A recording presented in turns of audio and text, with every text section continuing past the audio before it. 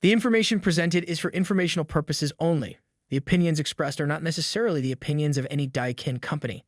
This information should not be confused for accounting, legal, medical, or other professional advice. Please seek advice from a qualified professional for any specific questions.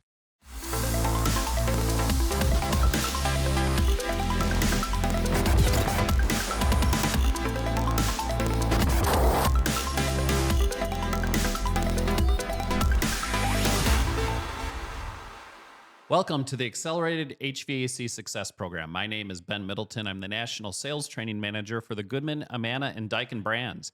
Today, we're joined here with Shiblee Noman. He is the Senior Product Manager for Furnaces here at Daikin Comfort Technologies. Shiblee, thank you so much for joining us. Thank you so much for having me. So, Shiblee, the first question I ask every guest that comes on the show, how in the world did you get into the HVAC industry? Yeah, that's a good question. Yeah, people sometimes ask me because I talk about HVAC. Well, let's talk about my education background. I have done 3 masters. One of them is in control engineering, another is combustion, another is CFD. So those also implies me to be more expertise on that segment, HVAC. I also have a business master's, which is MBA, that helps me on the business side. But I was also a faculty overseas and here also. So I like to teach. Sometimes people would call me Professor Shiblee because of that reason. So that's my background. And I'm in the industry for about more than 25 years. I worked I'm right now 10 years at Daikin.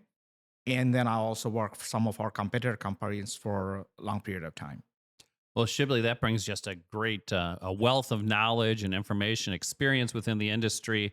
And today we're here to talk about furnaces and especially, some of the things that are going on in the regulatory environment. And so let's talk a little bit.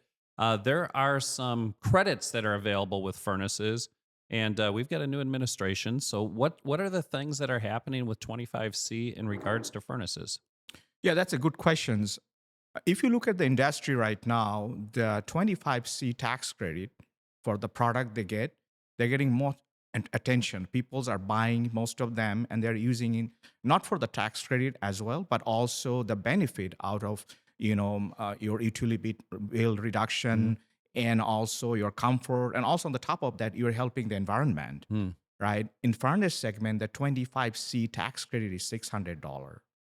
So here the good news for our case. We have launched last year 4 models of constant torque, 9-tap models. We converted them to 97%.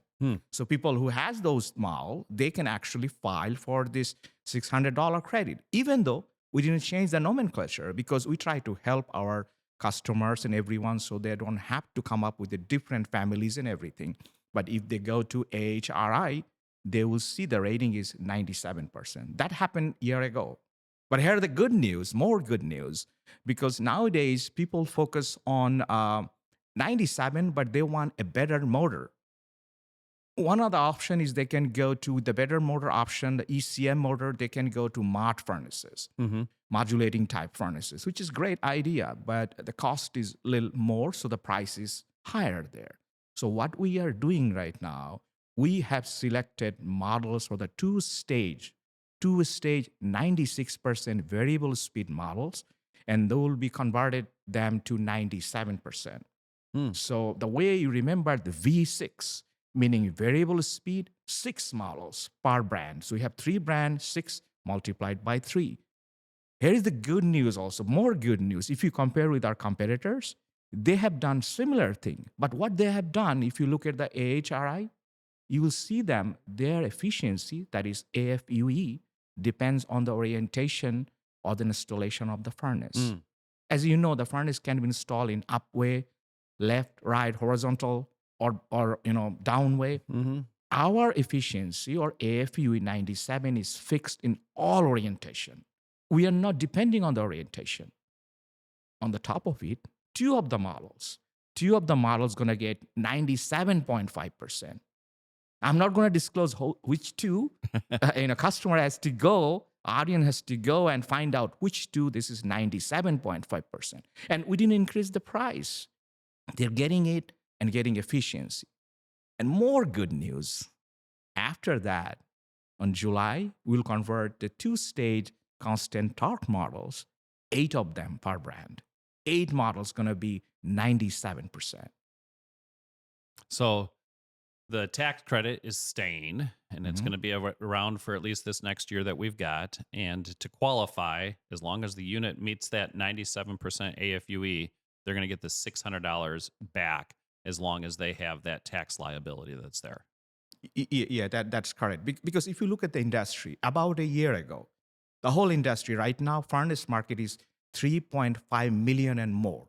That many units. That is the furnace size. And of them, about 1.6 million units are condensing or 90% and up. Mm-hmm. And there, about a year ago, only 84,000. Only 84,000 in a 97%. But guess what in 2025? Can you guess how many? I have no idea. It is 200,000. It's like 136% increase because of the tax credit, because the regulation mentioned just on the AFUE. So people are going towards the 97% for that reason. That's why the industry is growing very fast. Well, and I think we saw a similar thing happen when they had the tax credit for a 95% efficient furnace, and we put out, it really moved the industry to 95. And so now we're seeing the whole entire industry shift again up to 97% efficient. That is correct. That's what the trend looks like. Yeah. So in the same vein with that tax credit, talking about dual fuel a little bit, if somebody were to partner that 97% efficient furnace with one of our qualifying heat pumps, how much of a tax credit could somebody be looking at? Well, obviously, if they select our 97%, they're going to get $600. Mm-hmm. And then depending on the selection of the heat pump, if it's qualified, they can get up to 2,000 or more, right? It's a big saving there. The industry is actually moving towards that dual fuel market. Mm-hmm. So let's talk a little bit about dual fuel and systems. And I heard you talked about a little bit of, there's a street name for these dual fuel systems that's out there. Yeah, people sometimes ask me, there are people, some people don't have much information or knowledge about HVAC. If you ask them what kind of furnace or AC they have, they will just show you to their wall, say, hey, I have this Honeywell system working very good. Mm-hmm. So these people sometimes ask me, Shibli, can you tell me what is dual fuel system? How many fuels are you using? I have only natural gas. Are you bringing another fuel there? So I said, no, the dual fuel market is when you have two things. You have heat pump and a furnace together. Even though it says fuel, but you talk about one fuel and one electricity. So you combine them, that's called dual fuel. That is a street name, though, because the other day I was speaking with some of our sales guys. They mentioned this thing. They said, Shibli, do you know what is Trump pump? I was like, President Trump pump? Like, no, just Trump pump. What is that? Well, they joke about it because they're saying because of our current policy, they're focusing more on the fuel side. Because that Trump has a policy called drill, baby, drill. Yes. So we all heard about that. So that's going to reduce the price of the fuel. Right now, I was checking before talking to you. I just checked that for a given amount of energy, a kilowatt hour, if I want to run two sources, for example, I would just use gas and then I use electricity. What is the difference? You will find out that if you use electricity to have the same amount of kilowatt hour, is 13 times more than the gas. 13 times more. Yeah, and I think that's really important when you talk about a dual fuel system. I think it's really important to understand that you've got some flexibility in the fuel that you're using. So if there was a period of time where electricity is available and it's inexpensive, it's great to be able to choose, I want to use the electricity source for heating. And if there's another period of time when maybe you're at peak demand, and if you have higher prices during that peak demand for the electricity, where I can choose the other fuel and I can go to gas. And so giving customers this choice to be able to do some load shedding, if you will, and some load sharing, in giving the flexibility to have different choices as far as how they're heating their system is really something that's important as we start to look forward into the future. That's true. One of the information that people like to know, that we talked about dual, you and I talking about the Mm. dual fuel. What is the market size? What's the market trend? Mm. The question always comes. So if you look at the information, what's there, and do some analysis, you'll find out the dual fuel market right now is about 17 to 20%. So what does that mean? Means that about 640,000 units are sold as a dual fuel. Mm. And the rate is 15.7%. So if you use the rate and other analyses, you will find that within 4 or 5 years, the dual fuel segment, the whole pie, is going to be 2.8 million units. Mm. So the question would be, if you are not doing business on the dual fuel, that you are losing that big size of 2.8 million units. That is one of the things. Another interesting thing is that, look, what you are seeing in the installation. For example, we have add-on replacement or new construction. The Mhm. dual fuel market is 60-40 right now. That means if you're add-on, that's 60%. If you're new, it's 40%. But my gut's telling me it's going to change. Because right now, if you look at the number right now, it's 11 and 11. What 11 means? Meaning 11% increase in the construction for the single family and 11% also multifamily. It's not exactly 11. One is 10.7, another is 11.3. So just for simplicity, just Yeah. remember 11. It's easier to remember. And it's increasing. So if you have that trend, it's going to switch, meaning people would prefer dual fuel first than just an air condition. Mm. And I have 5 things. Again, I show with my finger, 5 things. Okay. So that people can remember 5 things. All So right. if you're interested, I can talk about that. All right. So let's go with number one. Okay, good. Number one, the fuel cost I talked about. The fuel cost is right now 13 times more in the electricity. And the AI industry, as you know, will demand more of the electricity going on that direction. And this administration, the drilling rule and other fuel cost reduction process going to reduce or cost down the gas price. That's going to create more delta there. Mm. So people, from the source point of view, the energy cost will be less in the gas than the electricity. Okay. Number two.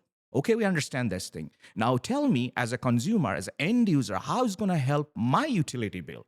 Is it going to reduce or increase? Mm. It's going to go down. Why? People sometimes call me. He said, hey, I had a 19 Series 2 AC. I switched to 19 Series 2 heat pump. I was told that my utility bill is going to go down, but they are not seeing it. So I explained them, look, it's a little bit mathematical thing. It's called COP, Mm. coefficient of performance, meaning how much money or investment I do and what I get in return. When I get return more, my COP is higher. The intention, though, that definitely it has to be more than one. Otherwise, not a good business, right? So the furnace COP, financial COP, I explained this about 3.7. That means the amount of gas you buy. That means the blower, because furnace has a blower Mhm. and an inducer, as an igniter, you take all the electricity cost, you dump up, and then you get the heat. You convert the heat into financial term. Now you ratio these things is 3.7. That means it helps you 3.7 times than you spend on the gas and the electricity to just run the furnace. What about the heat pump? The heat pump is starting with 4.2, which is really great. But then when the outside temperature drops, it goes to somewhere 1, sometimes go less than 1. So when you have a dual fuel system, now you can algorithm them. Then what time, which one to take place, not depending on the temperature, but to algorithm based. So that's going to actually help you. That was the second. Well, Shibli, I just got to stop you there Sure. because I think this is one of the challenges that so many contractors have. What we're talking about is balance point. And balance point is a lot of contractors don't know, where should I set it? I hear some contractors, well, I just go ahead and set it at 40 degrees. And other contractors I hear, well, I set my balance point at 15 degrees. What you're talking about is an algorithm. Now, you've just lost probably 3/4 of our audience because they don't want to go back to school and study algorithms. How can we make balance point easy? Well, algorithm terms fancy and it's confused Yes. people, but it is the same thing, that instead of myself or yourself telling whether it's 45 degree, 40 or 40 degree, the system itself will tell. How? Because when we're installing a furnace, we know the cost there, Mm. right? For example, we're in Texas right now. If we install something in Houston, we know the pricing of the electricity and gas here. We also know what kind of furnace we are installing, whether it's 80% or 90%, it's 97% or 96%. We also know what kind of heat pump we're installing if we're talking about dual fuel. Both of them have their characteristics in our spec sheet. If you go there, then the whole system will find out what is the right point to switch between them. And also the outdoor temperatures. The outdoor temperature is very low. Obviously, you want to run your furnace longer time. If your outdoor is lower, then you want to run your heat pump for a longer time. So it's a balance. And one other thing that I did talk with engineering, we are actually developing a brand new algorithm so that our installer guys don't have to think about it. They install the dual fuel system, they press the button, they say, hey, smart algorithm, do your smart thing. And that's going to save the most buck for the homeowners. So you're telling me the controls are going to do all of the heavy lifting and they're going to run all those fancy algorithms. Yes. And I don't, as a technician, have to be out there punching something away on a calculator. Yeah, you just say, hey, run the algorithm. Yes. Okay. Yes. Perfect. All right. I think we're on number 3 or Yeah, 4. we have to start number 3. All right. We all talked about 2. Number All 3. right. Number 3 is a life expectation. Because when you're installing something, you bought, for example, $20,000, $15,000 whole system, depending on your dealers, right? So you spend all this thing initial cost, but when you go heat pump, it's a little bit higher because of the heat pump and the furnace. Dual fuel is a little bit higher than just the heat pump or just the AC. Now, life expectation meaning how long I can run the whole unit. Normally, if you have a dual fuel system, the whole 2 units outside your heat pump and furnace can run nearly 30 years because they're sharing their loads. But if you only have a heat pump and inside there is no furnace, then that life expectation is only 10 to 12 years. So if you took it the whole 30 years period of time, now if you're not in the dual fuel business, you have to spend twice. So 2 times that $25,000, so $50,000. On the other side, if you have dual fuel, initial cost maybe $5,000, $6,000 more, but you save in the long run. So that was number 3. Okay. Number 4. Number 4 is that recently I had a discussion with some older folks. They said, hey, Shiblee, we went to a heat pump and I still feel cold. Is it working? Is that heat pump is running? I said, oh, it's running. Then why I'm feeling cold? I said, look, there is a difference because you are coming from a furnace market to just a heat pump market. Furnace supplies temperature is 30 to 40 degrees higher than a heat pump. So for example, we're sitting in this room, right? So if this room has a set temperature of 72 and we put a furnace here, faster this room is going to be 72 because of the supply temperature. Heat pump will take longer period of time.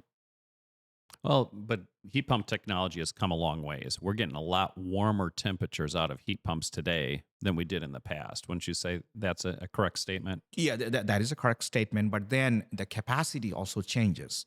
We are trying to compete with furnace, which is great because we are using the technology. Before it was really worse. That's why I say 30 to 50 degrees. So nowadays maybe 30-degree difference. But then capacity meaning how much heat is dumped into the system. For example, a 60,000 BTU furnace like that one, it can actually dump 60,000 BTU.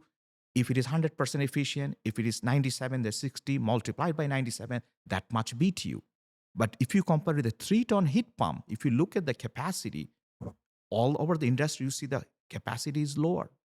So it's going to take longer time. So that is a number 4. Great point that you bring up, because when I'm doing heating and cooling loads, especially in the northern climates, I may find that I need 24,000 BTUs to cool the space, and maybe I need 60,000 BTUs to heat the space. And that disparity, if I sized for heat with the heat pump, my air conditioner is way oversized. Right. And I may not have the duct capacity to be able to deliver that much airflow utilizing that 5-ton air conditioner now that I've put on that home. And so we're going to get comfort issues.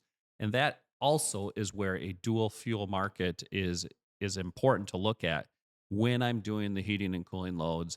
and designing a system that is going to be able to deliver the BTU capacity for that space that I'm looking for. That is correct. That's a good information. Yes. So we're to number 5. Well, the number 5 is called new technology bucket. Now that we talked about algorithm, now that we talked about how these two sources work, in the future, you might see this dual fuel system will have a system there is no need for defrost. Hmm. How cool would be that one, right? So Because tell me more, because nobody likes it going into. I mean, they just waste energy. Yes, so just adding few sensors or some things and then using the algorithm system, we can actually make this thing happen. That we can have the two systems work simultaneously in a synchronized motion so that you don't need any defrost system. That's a new technology. One other thing that I understand, 5 things, one of the things just from the market point of view, I would definitely like to share. I just remember it. Because I was focusing that in 5 years, before 5 years, all these companies are bringing their inverter-driven side discharge product and other things. Like there are only 9 companies there. They have furnaces. But in total, there are 13. So 13 big companies, they're supplying or they're selling all these inverter-driven product. 13 of them. But only 9 of them had furnaces. So I was expecting, because that 9 is going to be like 7, 6, 5, and maybe 0. But the situation went the other direction.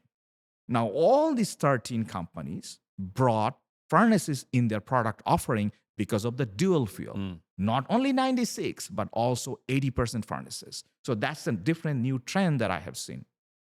That's very interesting when you think about it. Obviously, there's a lot of importance with the furnace.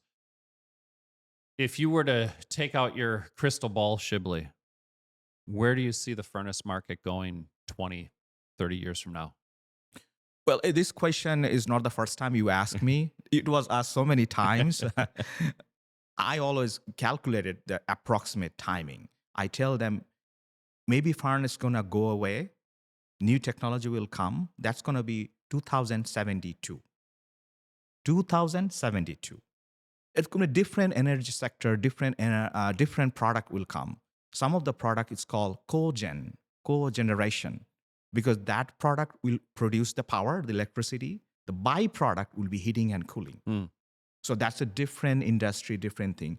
In some of the outside US country, for example, Australia, they do have those kind of product. Another thing I can see that in the industry right now, they are using 2 different technologies. One is called hydronic heating. The combustion, but then heating not from the air, but from the water source. Another combustion is going on. There's combustion, but pure combustion of hydrogen gas, which is zero impact to the environment. It just produces H2O. Those are the new technologies. The people are bringing them. Those products exist right now. That can also go up. Shibli, I always love having you on our show. You always bring so much great information and insights to what's going on in the industry.